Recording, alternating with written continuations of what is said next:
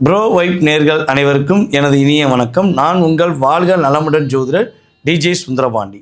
தற்போது நம்ம என்ன விஷயம் பார்க்க போகிறோம் அப்படின்னா, 2026ஆம் ஆண்டு மே மாதத்தில் உங்களுடைய வாழ்க்கையில் ஏற்பட போகின்ற மாற்றங்கள். இந்த மாற்றங்கள் எதன் மூலமாக ஏற்பட போகுது அப்படின்னா, கோச்சார கிரகங்கள் என்று சொல்லக்கூடிய நவ கிரகங்களுடைய செயல்பாடு.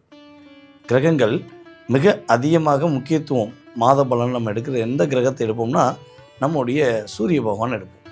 ஸோ அப்படிப்பட்ட சூரிய பகவான் இந்த மே மாதம் தொடக்கத்தில் மேசராசியில் 15ஆம் தேதி கிட்ட கரெக்டாக என்ன பண்ணுவார்னா ரிஷபராசி பேர். அவர் 2 இடங்களில் இந்த மாத பலனில் மாற்றமடைகிறார். அதை தவிர்த்து மற்ற ஏனைய கிரகங்கள் எந்தெந்த இடத்துல இருக்காங்களோ, உங்களுடைய ராசிக்கு எத்தனாம் இடத்துல இருக்காங்களோ அதனுடைய அடிப்படை, அதே போல் பார்த்திங்கன்னா அவங்க எந்த நட்சத்திர சாரத்தில் இருக்காங்க, ஸோ அதனுடைய அடிப்படையில் வச்சு உங்களுக்கு இந்த பலன் சொல்லியிருக்கேன். ஸோ இதை நீங்கள் முழுமையாக பாருங்கள். உங்களுக்கு இந்த மாதத்தில் ஏற்படக்கூடிய தெளிவான மாற்றங்கள் மற்றும் கவனங்கள் என்ற விஷயங்களை எடுத்திருக்கேன். வாங்க வீடியோக்குள்ளே போகலாம். மேசராசி என்பவர்களுக்கு இந்த மே மாதம் உறுதியாக ஒரு மேன்மை அடையக்கூடிய ஒரு மாதமாக இருக்கும். உங்களுடைய சிந்தனைகள், உங்களுடைய செயல்பாடுகள் எல்லாமே அடுத்த கட்ட நகர்வை நோக்கி பயணிக்கக்கூடிய ஒரு சிறப்பான ஒரு மாதம். இந்த மே மாதத்தில் தான் சூரிய பகவான் பார்த்திங்கன்னா உங்களுடைய ராசிக்குள்ளே அமர்ந்திருப்பார். அப்போ சூரியன் ராசிக்குள்ளே 5ஆம் இடத்த அதிபதி ராசிக்குள்ளே அமர்றது ஒரு அற்புதமான மாற்றத்தை கொடுக்கக்கூடிய சூழ்நிலை. ஆனால் என்னென்னா, உங்களுடைய ராசியின் அதிபதி செவ்வாய் சனியுடன் இணைந்து, சனி பகவானுடன் இணைந்து ராசிக்கு 12ஆம் இடத்துல இருப்பார். அப்போ இந்த நேரங்களில் பார்த்திங்கன்னா ஒரு 12ஆம் தேதி வரையும், அட்லீஸ்ட் ஒரு 13ஆம் தேதிக்கு மேலே நீங்கள் என்ன முயற்சிகள் எடுக்கீங்களோ, என்னென்ன விஷயங்களில் ஒரு நல்ல மாற்றம் வரணும்னு நீங்கள் எதிர்பார்க்கீங்களோ அத்தனை விதமான மாற்றமும் அப்படி படிப்படியாக நகரும். ஓகேவா? புதுசாக நீங்கள் ஒன்று முடிவு எடுத்து வச்சுருக்கீங்க, ஒரு சிந்தனையில் இருக்கீங்கன்னா அதை ஒரு 13ஆம் தேதியிலிருந்து செயல்படுத்துங்க. அதே போல் இந்த கணவன் மனைவி ஒற்றுமை அப்படின்னு சொல்லி சொல்லும்போது கிட்டத்தட்ட மேசராசி என்பவர்களுக்கு ஒரு 3 வருட காலமாக பல தடுமாற்றம்.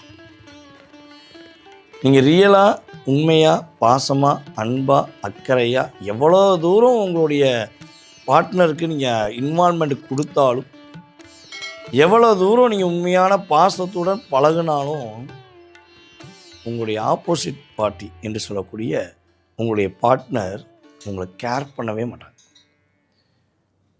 உங்களை புரிஞ்சிக்கவே மாட்டாங்க. ஸோ இதில் நிறைய டிப்ரெஷன். மேசராசி பெண்களும் சரி ஆண்களும் சரி ஒரு அழுத்தத்தில் இருக்கீங்க.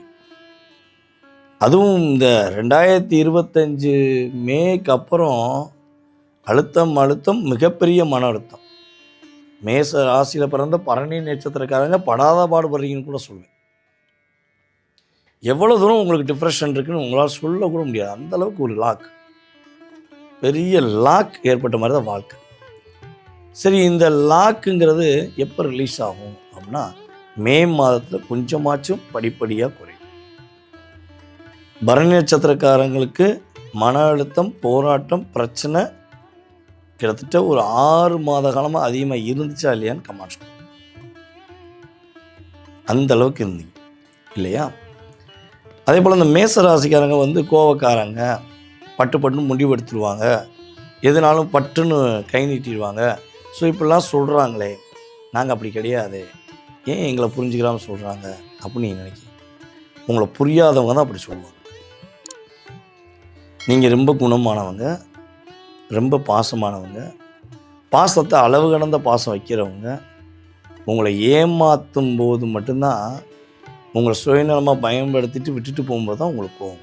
இது தப்பு இல்லையே, யாருக்குமே வர்றது தானே, உங்களுக்கு கொஞ்சம் அதிகமாக வரும். இதுதான் உண்மை. 2வது பார்த்திங்கன்னா உங்களுக்கு இந்த நடிப்பு திறமை வராது. மனசுக்குள்ள ஒன்று வச்சுக்கிட்டு வெளியே ஒன்று பேசுறது உங்களுடைய கேரக்டராகவே இருக்குது. மேசராசிக்காரங்களுடைய கேரக்டர்லேயே பெஸ்ட்டான கேரக்டர் அதான். ஆனால் அதுதான் மற்றவங்க ஒஸ்ட்டு கேரக்டர்னு சொல்லுவாங்க.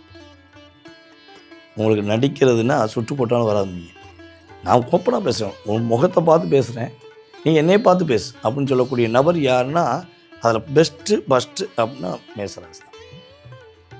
அதனால தான் நிறைய இடங்களில் நீங்கள் நல்ல ஒரு வாய்ப்பை கூட மிஸ் பண்ணியிருப்பீங்க. ஏன்னா உங்களுக்கு வளைவு சுளைவு தெரியாதுல்ல, இந்த கும்பிடு சாமி போடுறதெல்லாம் உங்களுக்கு பிடிக்காது. ஸோ அப்போ டிப்ரெஷன் ஆகிடும். கிட்டத்தட்ட மேச ராசிக்காக கூட அட்டைப்பூச்சி மாதிரி ஒட்டிட்டு இந்த ரத்தத்தை எப்படி அட்டைப்பூச்சி உறிஞ்சிட்டு ஓடிடுமோ அதே மாதிரி தான் உங்கள் கூட இருந்த உறவுகள் ஒரு 3 வருடத்தில் உங்களுக்கு சனி பகவான் ரொம்ப நல்ல விஷயம் செஞ்சுருக்காரு. கூட இந்த உறவுகளில் எது உண்மை, எது பொய், எது போலியாக நடிக்குது, எது சுயநலமாக இருந்துச்சு அப்படிங்கிற மாதிரி உங்களுக்கு ப்ரூவ் பண்ணியிருக்கார். சொல்லுவான்ல, கஷ்டப்படும் போது தான் உண்மையான நட்பு எது, உண்மையான உறவு எது, உண்மையான பாசம் எதுன்னு புரியுன்னு சொல்லி அந்த நிலையை இப்போ தான் புரிஞ்சுக்கிட்டு வரீங்க. ஓகேவா? இது உங்களுடைய இயல்பான தாட். ஸோ இது இன்னுமே கொஞ்சம் கொஞ்சமாக உங்கள் லைஃப்பில் நல்ல மாற்றத்தை கொடுக்கக்கூடிய விஷயங்கள் மேசராசி என்பவர்களுக்கு இருக்கும். அதே போல் பார்த்திங்கன்னா இந்த மே மாதத்தில் உங்களுடைய அலுவலகத்தில் உள்ள பணி சுமை குறையும். வேலை இழந்தவர்களுக்கு வேலை வாய்ப்பு உண்டு. எதிர்பார்த்த ஒரு மிகப்பெரிய நல்ல விஷயம் நடக்க போகுது. உங்களுக்கான அங்கீகாரம் கிடைக்க போகுது. உங்களுக்கான பதவி உயர்வு கிடைக்கக்கூடிய வாய்ப்பு. நீண்ட நாட்களாக இது கிடைச்சா ஓகே, இது நடந்தால் ஓகே, இது பிடிச்சது நடந்துச்சுன்னா சந்தோஷமாக இருப்பேன் அப்படின்னு நீங்கள் நினைக்கக்கூடிய விஷயங்கள் இப்போ நடக்கக்கூடிய சாத்தியங்களில் இருக்குது அப்படிங்கிறது உண்மை. ஸோ நான் சொன்ன மாதிரி ஆரம்பத்தில் நடந்த விஷயங்கள் உண்மை என்றால் நீங்கள் கமெண்ட்ஸும் கொடுங்க, மனசார ஏற்றுக்கோங்க. இனிமேல் நடக்க போகிறது உண்மை. புரியுது உங்களுக்கு? ஸோ ஏன்னா நம்ம இது கோச்சார ரீதியான பொது பலன் பேசிக்கிருக்கோம். அப்போ ஒரு 30% டச் பண்ணால் முடியாது, 20% எட்டி பார்க்க முடியாது. அப்படிங்கிற மாதிரி ஒரு லாக்கை கொடுத்தா விடுவாங்க. சரியா? அப்போ ரியாலாக நடக்க போகுது.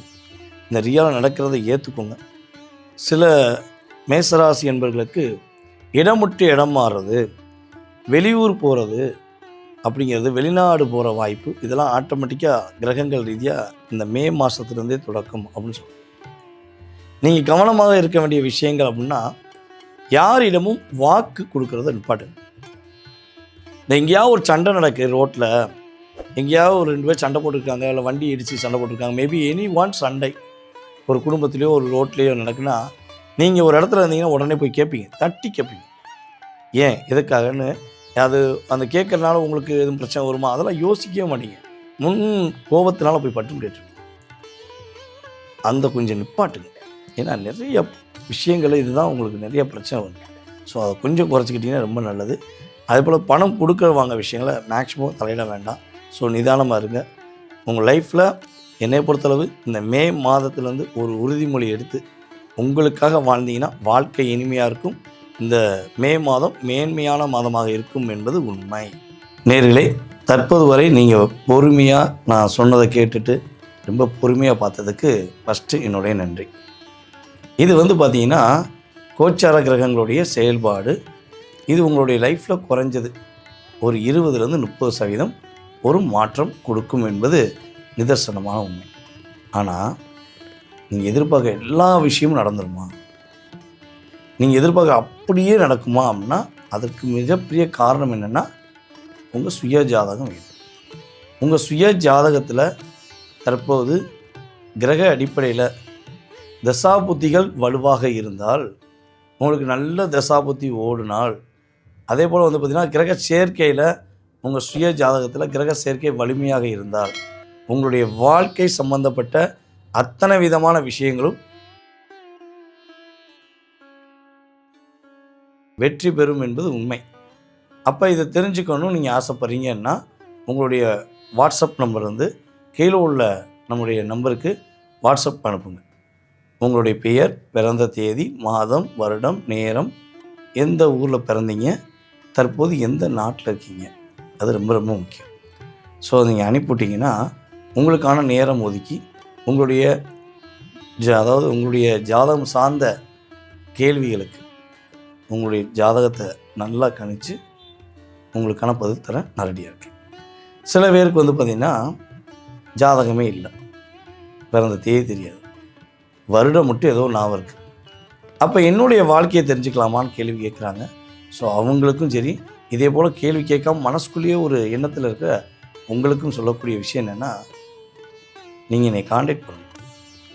நீங்கள் காண்டாக்ட் பண்ணுறீங்களா, அந்த நேரத்தை பிரசன்னமாக எடுத்து உங்களுடைய வயதின் அடிப்படையில் உங்களுக்கு கடந்த காலங்களில் என்ன நடந்திருக்கும், ஸோ எதிர்காலத்தில் என்ன விஷயங்கள் நடக்க போகுதுங்கிறத துல்லியமாக பிரசனம் என்ற மிகப்பெரிய கருவியின் மூலமாக உங்களுடைய எதிர்காலத்தை கணித்து கூற முடியும். நீங்கள் என்ன பண்ணுறீங்கன்னா, விருப்பப்படுறவங்க தொடர்பு கொள்ளுங்க.